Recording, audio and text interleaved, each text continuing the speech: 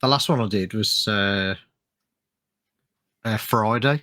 Oh, okay. And I had to quickly mute the mic because I let off this massive sneeze. And I managed to catch it. So brilliant. Yeah, that worked out quite well.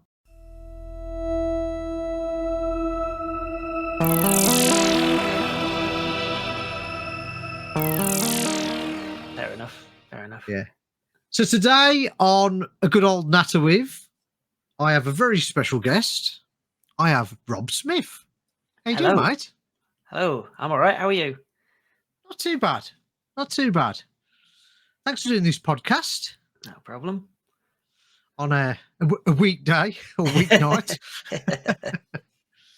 One of the first questions I like to ask, what was your first computer or games machine? Your first introduction to the world of video games? That started off when I was very young. My dad used to have some Commodore VIC-20s that he used to use for work. And occasionally one of them would end up at home, and it just had the couple of games that came with it. And of course, I used to like to try and type in the programs that were in some of the books that came with it, and they never worked because they never do. No. But I didn't really understand what was going on. But it was fun to play. But that was quite all I had for quite a long time. Yeah, and then after that, I just sort of went into an electronics background for quite a while after that. Right. Okay. So, and then I was lucky enough at about the age of 11. I wanted a computer for Christmas, and I was expecting something like Commodore 64, and an Amiga turned up. Oh, wow. Yeah, very exciting times. That's a big jump. That is. It is a big jump. Yes. So yeah, that was quite exciting, and I think I spent most of the Christmas just playing with the games that came with it, like you do. I had to share it with my brothers, so it was fighting them for it. So, yeah, it was a lot of fun. A lot of fun. I take it that was the 500. Yeah, it was 500 plus. Oh, you had the 500 plus as well. Wow. Yes, okay. Yes. Very nice. Yes, the battery did leak in it, and yes, I did have to repair it, but that's what happens. So tell me about your love for electronics. Is that your first love over computers then? Yeah, so I've always been messing around with bits of wire and stuff, and I used to get bought. Have you ever seen those like 201 electronics kits that have got like spring terminals all over them, and and you wire up all the circuits in the book, and they actually work on like the things you type in. I used to get bought those for Christmas. I used to really enjoy them. I'm told that I probably inherited that love from my grandfather, who used to also be really into electronics. And I probably would have gone that way, like commercially and, in my day job and everything, if I hadn't been introduced to the computer.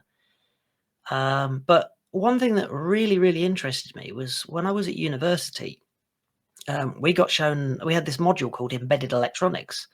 And it was the first time I'd seen anything like this. And we had these little microchips, which everybody knows what this is these days. But you could write some code and program it onto the chip. And then I realized I can actually have electronics that does stuff via a program that I've written. And that was just bringing everything together. That was just amazing. So I loved that. And obviously you get things like Arduino these days, so it's nothing special. But back then I'd never seen it before. So it was like the culmination of my excitement. So how about the love of the Amiga? Because I've noticed that seems to be a computer that always seems to come across with your electronics. I think there's a lot of nostalgia there. I used it for a long time. It's where I learned to program. Taught myself using Amos many years ago. Oh, wow. Okay. I owe my career probably to the stuff that I learnt back then, because you still use some of those techniques that you learned back then. With the electronic side, I do remember wiring random things up to the parallel port on the Amiga and making them do things and random stuff like that. Thankfully, I never blew it up, so that was good. Yeah. But I just like to explore and learn how things work. So obviously the two work quite well hand in hand. So that's how all that worked. But yeah, it was Amos that was the big thing for me. Learning loads, and literally started off by muddling through with programs, changing things, wondering why it wouldn't work. And then at one point, things just started to click and make sense. And I started to create some of my own things, which will not see the light of day because they were terrible, but that's how you learn. So does your day job evolve around electronics as well, or is the electronic side more of a hobby side now? It's my day job's mostly software, but Right. the industry we're in, we tend to have to deal occasionally with electronics companies. So we do a lot of digital advertising and things like that. So there's a lot of LED signs, and we have to work with the manufacturers sometimes. So there's sometimes knowing a little bit more background electronics tends to help. Ah, right, yeah. Yeah, it comes in handy. Gotcha. We've got Rob Smith Dev website. What's that all about then? It's changed time and time again over the years. Originally, that was just a website where I used to have my CV back in the day. Oh, was he? Oh, right. Yep. Okay. Yeah, I think it was about the time when HTML4 started coming out, so quite a while ago. And there was suddenly this notion of front end and back end developer, and I started to use the handle of creative developer, suggesting that because most people when they think, oh, someone who programs, they just think, oh, it's databases and things like that. But I was doing more graphical things and making games, and at the time, you'll laugh at this. I was selling a piece of software that allowed you to do karaoke on Windows. You actually put all the text in and then synced it all up, and you could play it all back again. And that program actually paid for some of the stuff while I was at university in sales of a shareware license on it. Oh, wow. Yeah, it did really well. And then coupled with the fact that it got used by a television series, a very late night Channel 4 television series to be put together. That was quite an experience. I spent a week working with a company in Nottingham, who I discovered once I'd gone up there was the same company behind the TV series Nightmare that you may remember. Oh, yes. Yeah, I love that program, yeah. As I walked into their office, it was amazing because they had some of the original cell paintings for the backdrops on the walls in frames. And yeah, it was a great experience. I got to meet a guy called Tim Child, who was the guy who came up with it all. And yeah, I just spent a week basically being paid to use my own software, and then the whole of my summer thereon, carrying on just syncing up words to music, which they then overlaid their own bits and put music video in the background and had all this silliness around it. And I think if you search around, you can find it on YouTube somewhere. And that was called Karaoke Fish Tank. Oh, wow. It's quite rude, so. But then at 3 a.m, which I think it was aimed at students coming home from the pub, that kind of makes sense. So. Yeah, Channel 4 was good then, though. It was, yes. Yeah, I'll have to look for that and put some of the links in the description for people to to have a look. Or not.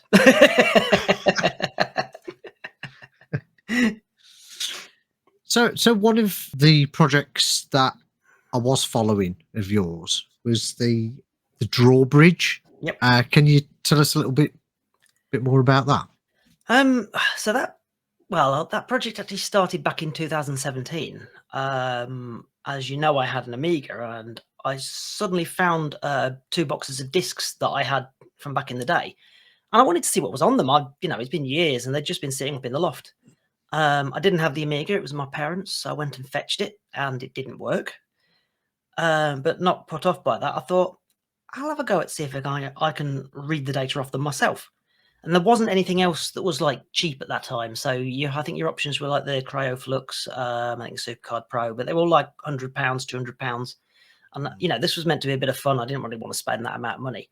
And I wanted to get back into the electronics because I hadn't done that for a while. So I thought, right, this is a great project to have a look at the Arduino. So several months went by, and I managed to create a rather crazy interface that allowed me to read an Amiga disk and convert it into an ADF, the image file. And that was quite popular. I put that up on the internet for free, and it got picked up by just about every news site to do with electronics and things, which was quite exciting. Then I added writing support, and then I didn't really do much with it for ages and ages and ages. Right. Then a couple of years ago, I was about to do some more changes to it, and someone emailed me and said, is there any reason why this can't work in WinUAE, the Amiga emulator? And I thought, well, apparently it can't be done. But I fancied a challenge, and then I spent several months making it work in there. So we now have that as well, which is really, really quite cool. So you can use real discs in an emulator, which doesn't really make any sense, and it's a little bit pointless, but it's a bit of fun and a lot of nostalgia as well. So did you have to write any of the code for WinUAE, or did you get in touch with the designers of that? So it started off with, because all the source code's all up on GitHub, you can pull it down and mess around with it as much as you want. So I pulled it down, and I'd heard that it was going to be quite difficult getting them to actually merge the changes in anyway, if I made any, because there wasn't a particular project they were interested in.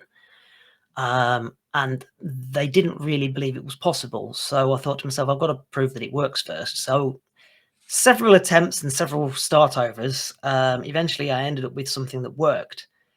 And I put that out as a sort of proof of concept, which people were trying out, just as a standalone replace, you replace the official version with my version to prove that it works. And the source code was there, you could see.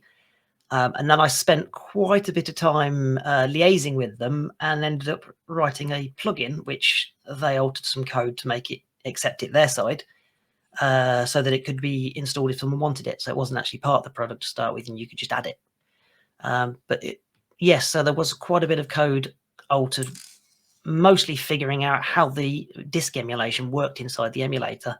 And that code's been touched by so many people, it's not very readable at all. So it was a lot of fun. A bit of hair pulling, and as I said, I scrapped it a few times and started again. So yeah, I imagine you got through quite a lot of the 3.5-inch floppy drives to get it working, or believe it or not, no. Oh, okay. Just one drive. The older ones, I guess, they're just quite robust. I mean, compared to what I was doing with it, if you think about it, they probably get a lot more hammering when they were in use back in the day. So, I mean, the easy things to do, like moving the drive head backwards and forwards, that's really, really easy. And you can see things like, sure you've seen things like the floppytron on the internet. Yes, So, I mean, and that's quite easy to do. It's just moving the motor up and down at different speeds gives you the different sounds. So there's loads of examples showing you how to do that, and it's really, really easy to do that. But actually reading the data, understanding its format, decoding it, and then trying to make sense of it was a lot of fun and a lot of trickiness, because when you've got something coming in from a disk that you're not even sure you're reading it right, and then you're trying to send that to a computer to be decoded, and you're not sure you're decoding it right, it's very difficult to know where the problem is. So it took a lot of trial and error to get that working in the end. But in the end it did, so that was good. Yeah. So did you have it running on the old PC IDE disk drive first before you moved over to an external USB? No, I mean, it was, I just had literally a larger PC drive lying around that I'd used. I mean, the connections internally are exactly the same. It's just different size drives. So, right. Yeah, so it actually makes it easy. I've still got the original prototype, and it's in a bright, shiny green case, just because you have to keep these things. Well, yeah, that's it. That's it. It's something you've created, so why not? Yeah, exactly. Yeah. Okay, that's fantastic. I mean, I use the Drawbridge daily, especially now I'm back into my Amiga tracking, and to transfer from a disk straight into WinUAE and then put it straight over to my PC. At the moment, I'm putting it over to my PC using that, and then transferring it to a Spectrum next. So I'm doing lots of jumps, and it just works. It just works perfectly. Are you going to like the next product that I've got coming out in about a week then? Oh, I hope it's to do with wireless file transfer. That'd be amazing. No, it's not. But I can tell you exactly what it is, because it will probably be more or less available by the time this goes out. Okay. Obviously I've met you a few times now at RCM, the Retro Computer Museum in Leicester. And I was fortunate enough to win one of the Amiga bouncing balls that you created. What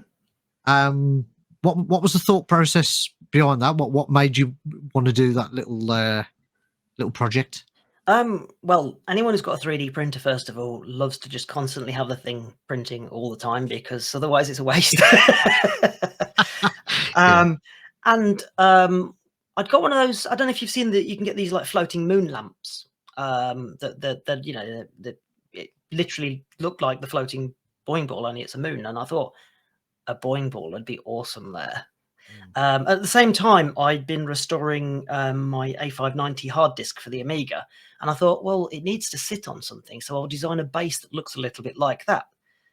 So hence we've got a base that looks quite a lot like it. It's got the little Commodore logo on it, and yeah, that's the inspiration because it looked cool. Yeah, it really does. How many existed out in the world then now? Oh, that's a good question. Oh, I'm gonna have to count them now. So I've got one, and you've got one. There's another one down at the museum. Amiga Bill's got one. Amiga Bill, right? Yep. And I know Neil at RMC's got one as well. Okay. And I think that's all of them. But I have 2 more still to build. Right, okay. Yeah. One of them will hopefully be available in the raffle at the Kickstart event in June. So that will be nice for people, I think. I don't know what the other one's going to happen yet. I'm not sure. So we shall see. Right, okay.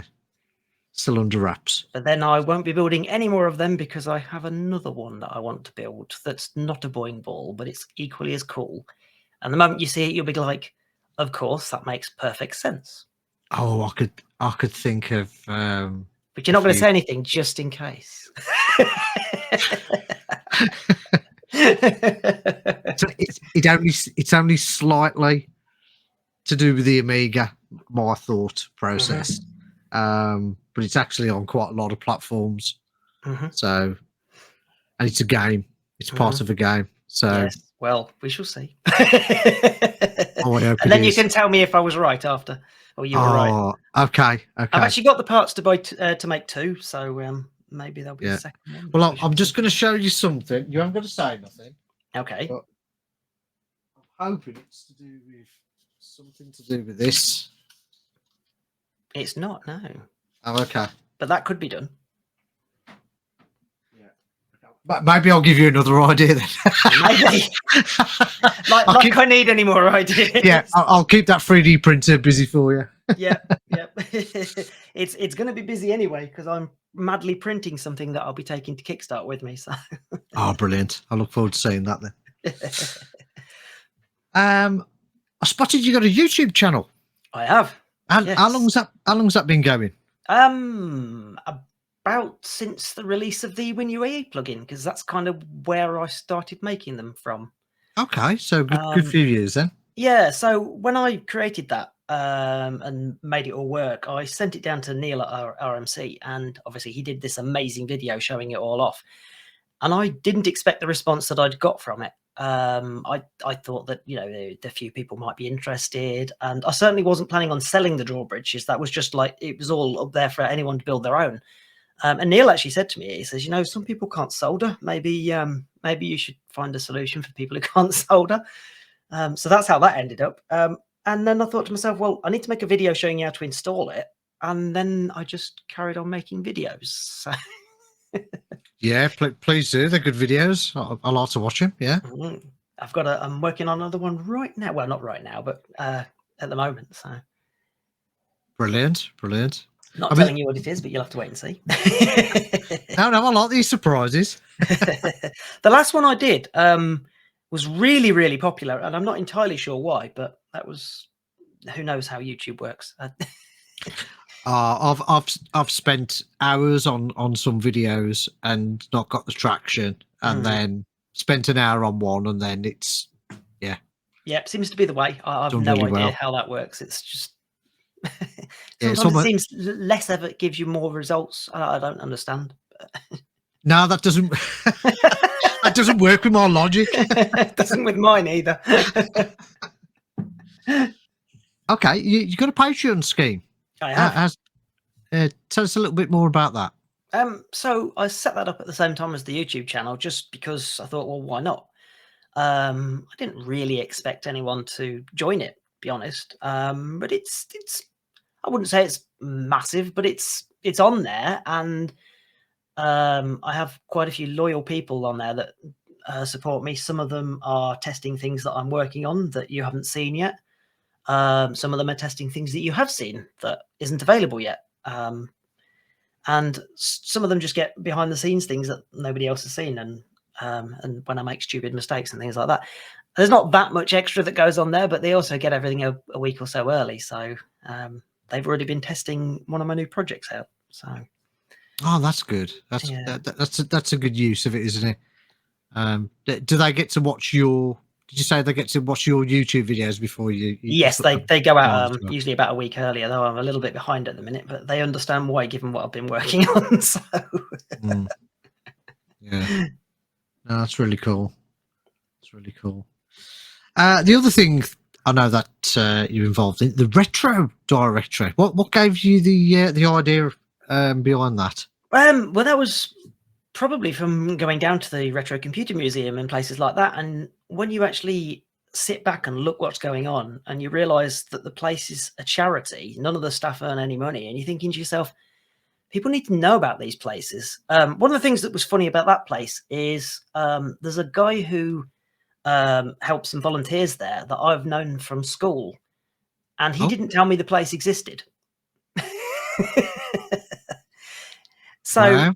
I thought to myself, clearly there needs to be a better way of finding these places. And I thought, well, a map would be really nice. So I decided I'd set up Retro Directory. And last year at Amiga Island, I was invited along to give a talk about all the WinUAE things. And literally on the last slide, I slipped in, oh, and by the way, I've just built this Retro Directory thing. Hmm. And they were like, so when's it live? And I was like, it went live last night.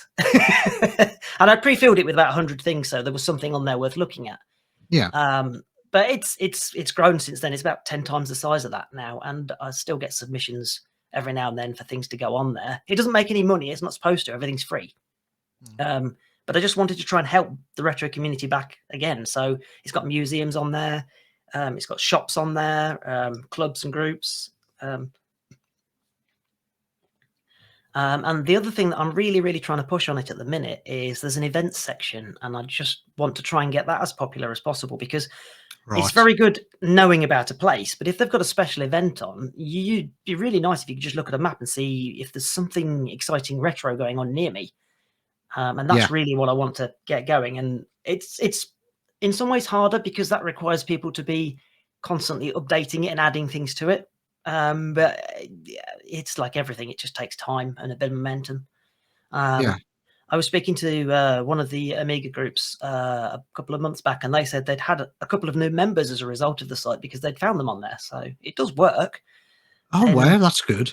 I was looking at the statistics for it the other day, and I don't know exactly where they're all coming from because I don't really log anything particularly, and it doesn't use any sort of tracking or anything. But it gets about 10,000 hits a week. So wow. Okay. So it's getting out there then somehow. Oh yeah. And they're from all over the world. It's crazy. I mean, there's quite a lot. There's quite a lot in the UK and the States. Recently, I think Lemon Amiga put something about Retro Directory on their site, and there was a big influx I could see from that. So the little things like that help, but part of it is getting the word around, and because it doesn't make any money, I can't advertise, so it's all word of mouth. So it makes it a little bit tricky. Which is nice when you get people like Amiga Bill mentioning it on their stream. That helps, things like that. And obviously you mentioning it, that really helps as well. Yeah, well absolutely. I shall make sure that link is on all my videos, and we'll get some shout outs for you. Absolutely. Thank you. Absolutely. Thank you. It's become really popular, hasn't it? Retro at the moment. It has. It's crazy. And I think the UK as well is even in the Midlands. Really, it's become a bit of a hotspot. Definitely. Because we've got the Zap Show, we've got Crash. Obviously Kickstart. we've got Kickstart in Nottingham. We've got the Retro Computer Museum. We've This got is the bit where I get Retro Directory up and list all the events, isn't it? Yeah. Revival Retro. I can give you a list of all the ones I know of because I do try and keep my ear to the ground with them. We've got Retcon. Yep. There's another Kickstart, isn't there? There's a Kickstarter Amiga group, just to be Right. It's really just confusing. okay. That it's one that existed many years ago, and they brought it back. It's just confusing that the name's the same. So Yeah, and then you've got quite a few Amiga groups. Haven't we got the Southwest Amiga there's a group? lot. Yeah, there's the We've got the Midlands one. There's the Midlands one, and there's about 4 or 5 in between there as well. So yeah, it's very busy. Then there's one up in Scotland. There's obviously Ireland, and there seems to be just a lot of Amiga groups everywhere.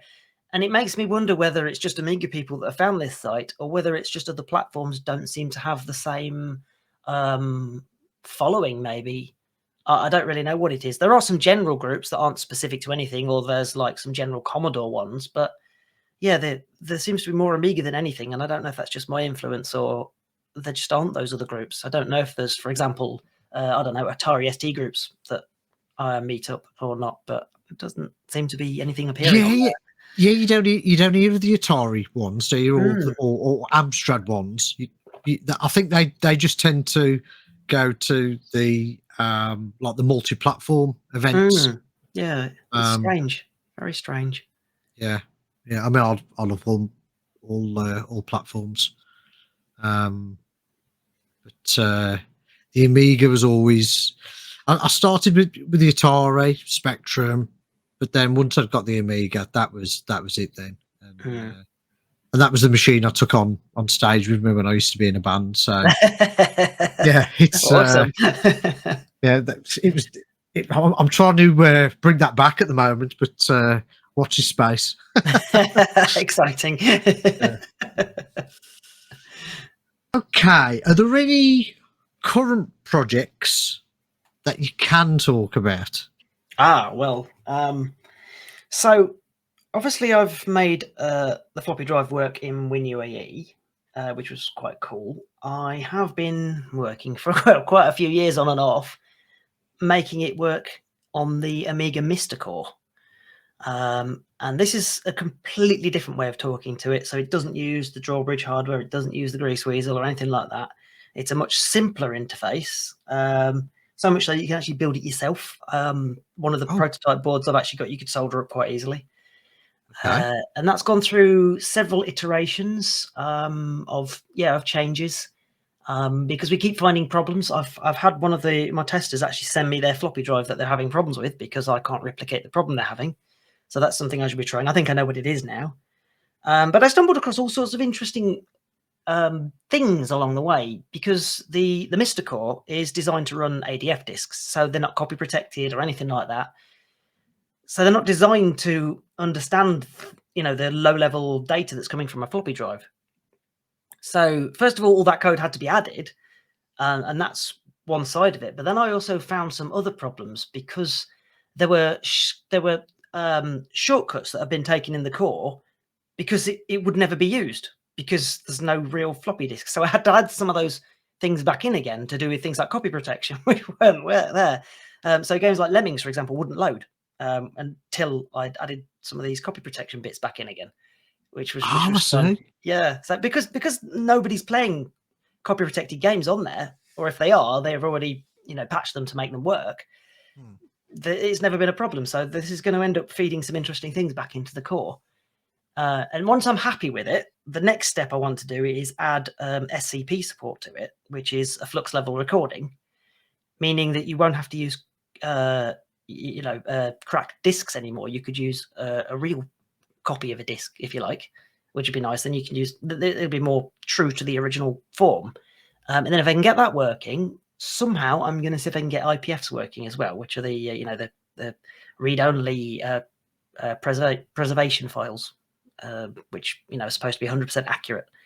And that would be a really nice thing to have. I think that would be a nice addition to the core. And then obviously that will all go open source, get fed back into the community, and maybe they might merge it in, but we'll see. Brilliant. So, are there any future projects that you're working on now? So there's a new project I'm working on, which I've been muddling away at for the last month or so, which will probably be released about the time that this goes live. Yeah. So it does two things. First of all, once it's installed, it will allow you to mount any Amiga disk, PC disk, or Atari ST disk straight away as a virtual drive. You just double click it and the file loads straight away, appears as a virtual drive in Windows. So that's quite cool. The second thing it does is it allows you to use your Drawbridge or Grease Weasel or SuperCard Pro as a proper floppy drive again, but supporting all three of those formats still. So I can put an Amiga disk in my floppy disk drive and it appears in Windows as a normal floppy drive, and I can copy the files off and on it, which is great. Wow. Wow. Okay. So that's what I've been madly working on for the last month.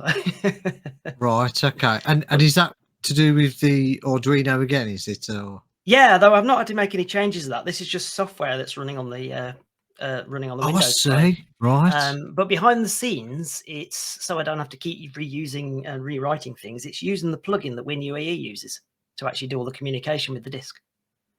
Okay. So yeah, it's Wow. quite cool. That's fantastic. Okay. So, lastly, this is a quick fire round. Oh. Simple questions. Favorite beer? Favorite beer?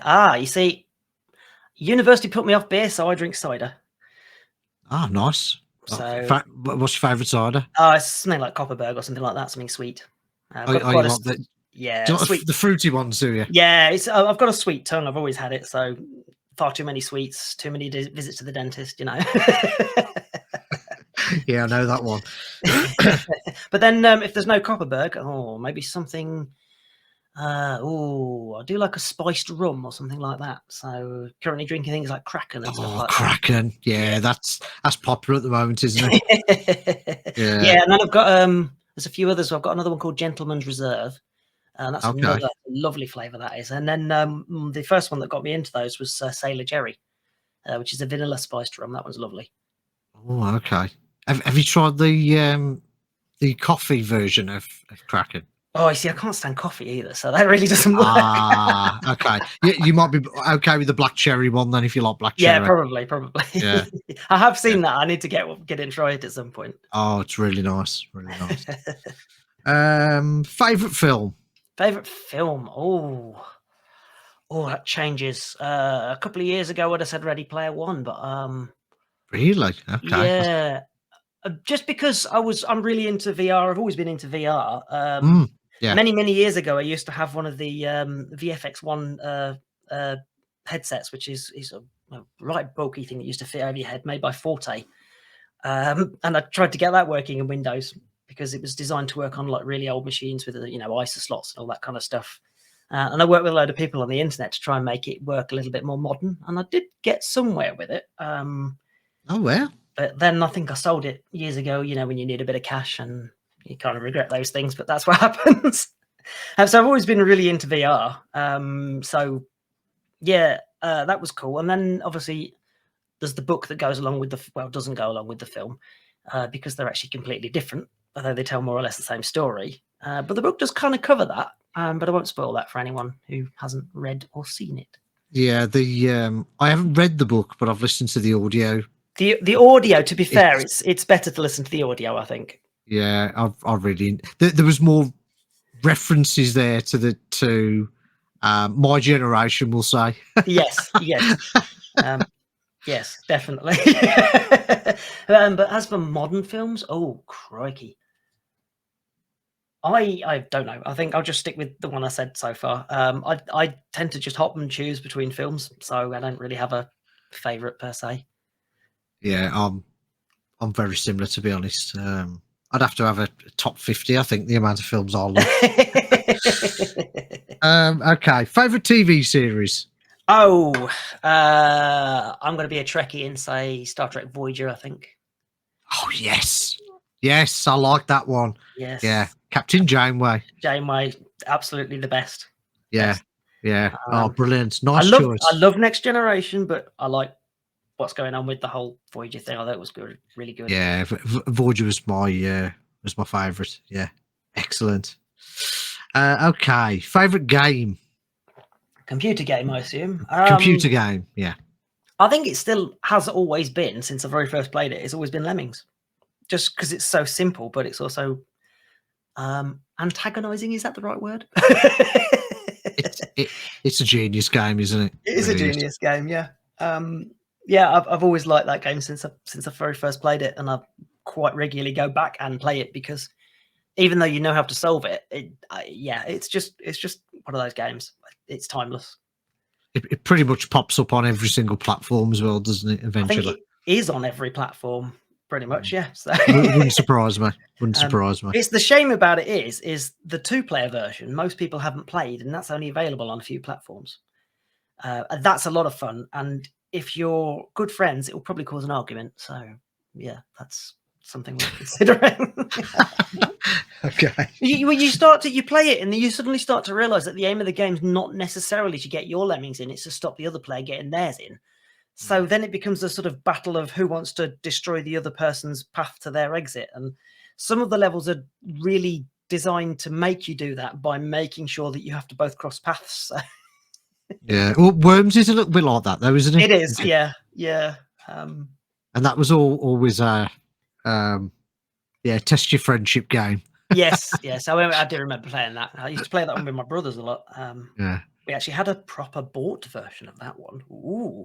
Oh wow, box and everything. Yeah, and it had one of those crazy code sheets that you had to hold up to the light at the right angle just to be able to read the stuff off it. You know what? I might have a copy of that. You know, I think I have. I can see it up there. Oh, exciting! A real box copy of Worms. Yeah. Sadly, I don't know what happened to that. So I retrieved all the serious discs when I moved out.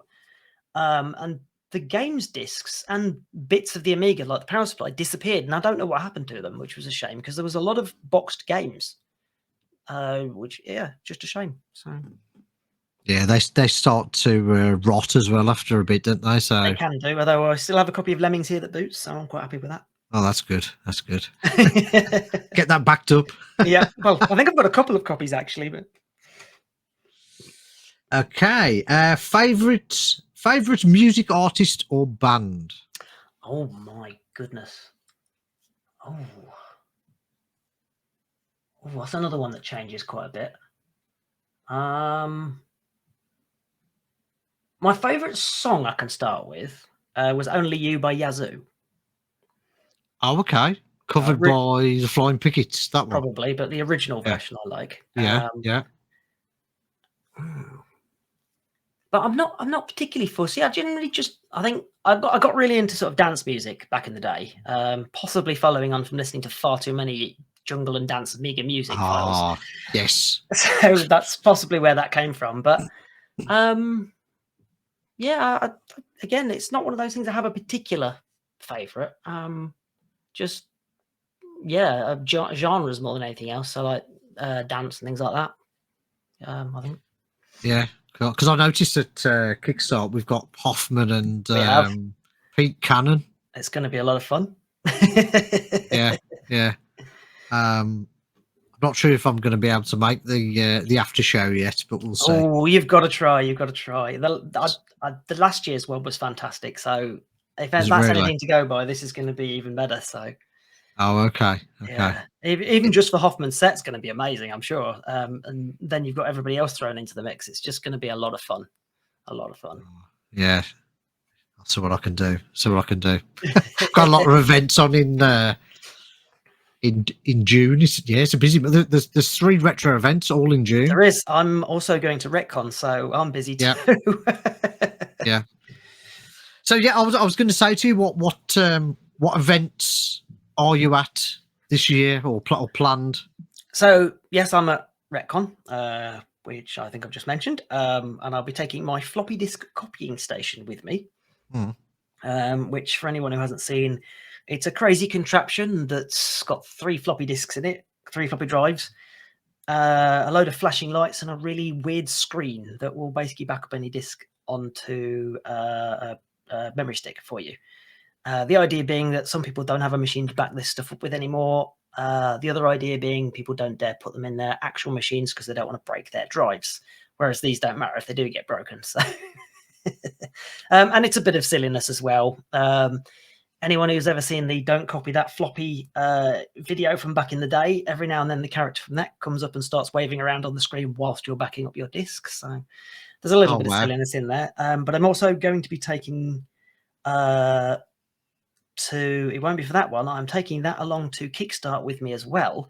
But I'm also going to be taking a disc cleaning station with me, which I'm currently building, which is going to be, I don't know if eccentric's the right word. It's going to be a little bit crazy just because why not? I don't know how much use it'll have, but it'll certainly be amusing. So I think I downloaded one of your STL files for some kind of disc cleaning. There is, yes. I stumbled across on Amazon some filter paper that if you just cut a hole in the middle, it's exactly the right size to go inside a floppy disk, which is just brilliant, and it makes a perfect cleaning disc. So, which is good considering people are still trying to sell them on eBay for like 20, 30 quid. So, wow, yeah. Okay. And let's face it, we've all got plenty of dud discs that we can use for cleaning discs now. So I've got a box full under the desk. Yeah, I'll have to dig some out. Yeah, if I can get some of these discs working again. I've got a big pile of blanks that just full of errors and don't read. I think I've got a couple of hundred under the desk behind me, which I think I just got a job lot of eBay, and most of them don't read, which is a shame because there's quite a few original titles in there.